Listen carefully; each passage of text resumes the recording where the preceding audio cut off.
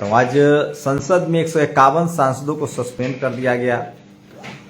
जो उपसभापति हैं, उपराष्ट्रपति हैं, जो सभापति भी होते हैं राज्यसभा के, धनखड़ साहब, उनके मिमिक्री को लेकर बहस छिड़ी हुई है। क्या उनको उनकी जाति की वजह से परेशान किया जा रहा है, इस पर भी मैं अपनी राय दूंगा। और साथ ही इंटरनेशनल फिलिस्तीन और इजराइल अभी भी बड़ी खबर है, और फिलिस्तीन के वजह से इजराइल पूरी तरह से अलग थलग पड़ गया, उस पर भी बात करूंगा। इंडिया गठबंधन में प्रधानमंत्री पद को लेकर क्या हुआ, क्या क्या चुनावी मुद्दा है, क्या है इंडिया गठबंधन का पूरा रोड मैप, उस पर भी लगभग बातचीत हो गई है। मैं आपको पहले से बता रहा था कि अगर 3 राज्यों में कांग्रेस हारी तो इंडिया गठबंधन मजबूत होगा। नमस्कार, मैं शंभू कुमार सिंह और आप देख रहे हैं नेशनल दस्तक। सबसे पहले इजराइल और फिलिस्तीन की बात करें तो इजराइल अपने सबसे बुरे वक्त से गुजर रहा है। सोचिए, भक्तों ने किस तरह से इजराइल के लिए प्रदर्शन किया था और इजराइल चिल्ला रहे थे। सच्चाई है कि भारत सरकार ने 3 बार इजराइल के खिलाफ वोट किया यूनाइटेड नेशन में, और दुनिया का शायद ही कोई देश है जो इजराइल के खिलाफ अब नहीं है। यहां तक कि पोप ने भी इजराइल के खिलाफ बोल दिया है। तो सोचिए, उसके धर्मगुरु ने भी उसके खिलाफ बोल दिया है, जो क्रिश्चियनों के बड़े धर्मगुरु हैं। और वहीं इजराइल के लगभग अब खबरें आ रही है कि 10,000 सैनिक मारे जा चुके हैं। जहां इजराइल जो सुपर पावर है, मिसाइल है, फाइटर प्लेन है, उसने 20,000 फिलिस्तीनियों को मारा है जो आम फिलिस्तीनी है। तो हमास, हितू और हिजबुल्ला ने लगभग 10,000 इजरायली सैनिकों को मार गिराया है, जो सबसे बड़ी खबर है। लेकिन इजराइल इसको मान नहीं रहा है। वहीं हूथी जो यमन के लड़ाके, उन्होंने समुद्र के रास्ते से इजराइल का पूरा रास्ता काट दिया है, उसके रसद पानी को बंद कर दिया है।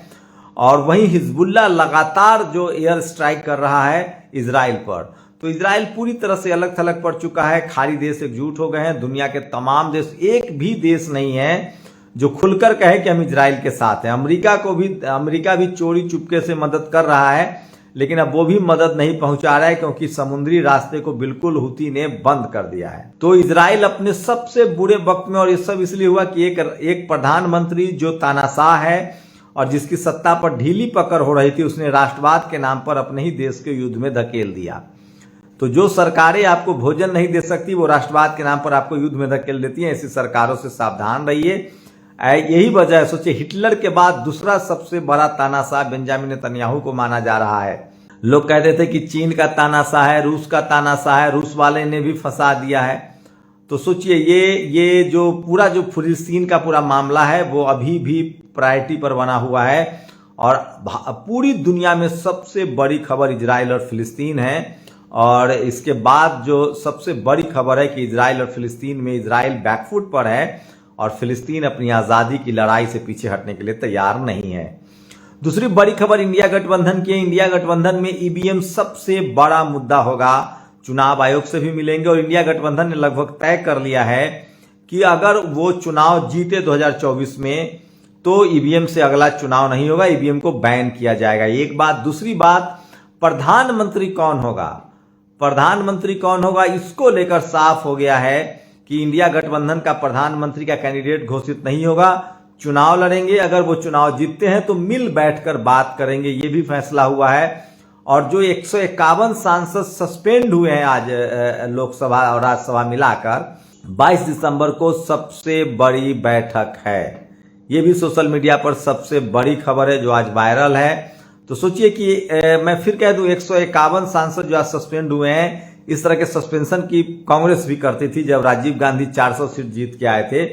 तो मैं बार बार इस बात पर एकदम तटस्थ हूं कि बीजेपी वो कोई ऐसा काम नहीं करे जो कांग्रेस ने नहीं किया है। बस फर्क यह है कि आज सोशल मीडिया है, सबको पता चल रहा है। कांग्रेस के समय में जो मीडिया थी, वो जैसे आज सत्ता के साथ मीडिया है।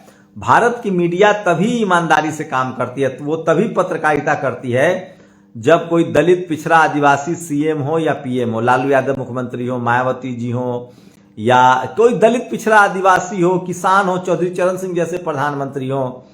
और अब स्थिति है कि अगर विपक्ष में कोई दूसरे, बीजेपी के अलावा कोई सीएम पीएम हो, तो मीडिया ईमानदार हो जाती है।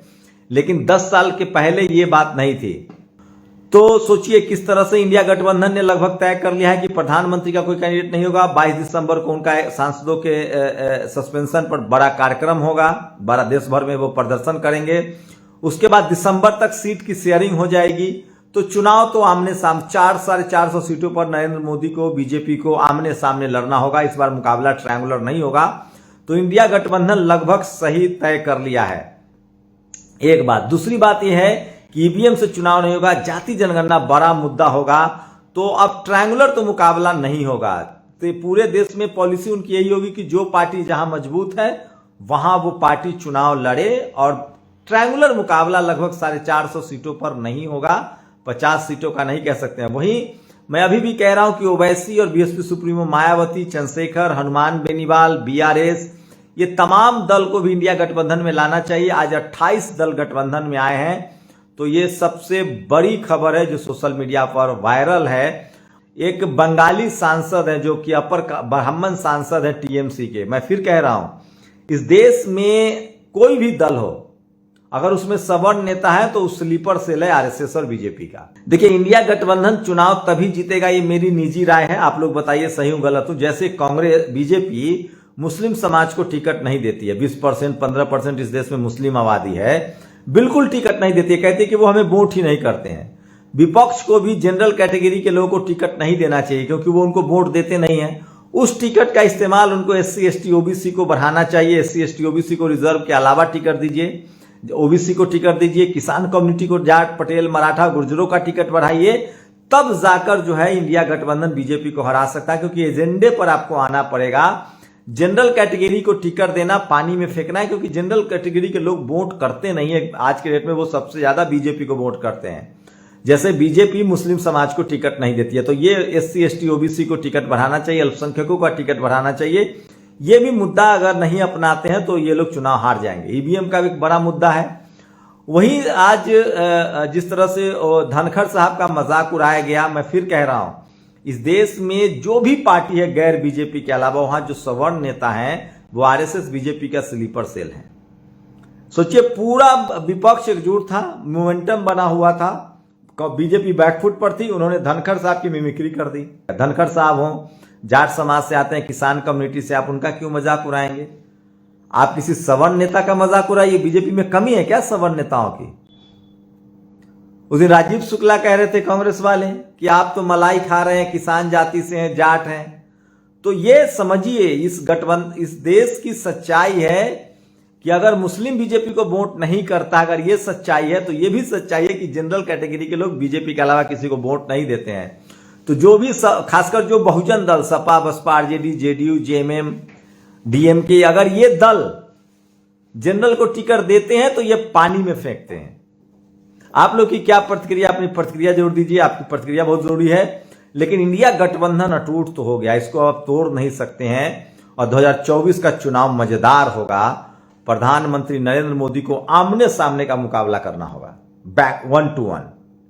और इसका क्रेडिट नीतीश कुमार को जाता है, लालू यादव को जाता है कि नीतीश कुमार ने यह पूरी कोशिश की, लालू यादव ने यह पूरी कोशिश की। और मैं फिर कह रहा हूं, प्रधानमंत्री को लेकर दलित, पिछड़े, आदिवासी, अल्पसंख्यकों को ही आगे करना पड़ेगा। यह सबसे बड़ा फैक्ट है। आप लोग अपनी प्रतिक्रिया जरूर दीजिए। शुक्रिया। नेशनल दस्तक की आपसे गुजारिश है कि अगर इसको बचाना चाहते हैं तो नेशनल दस्तक को सब्सक्राइब करने के लिए रेड कलर के सब्सक्राइब बटन को दबाएं, फिर बेल आइकन की घंटी दबाएं। नेशनल दस्तक को बचाने के लिए बहुत जरूरी है कि हर खबर को शेयर करें, लाइक करें, कमेंट जरूर करें।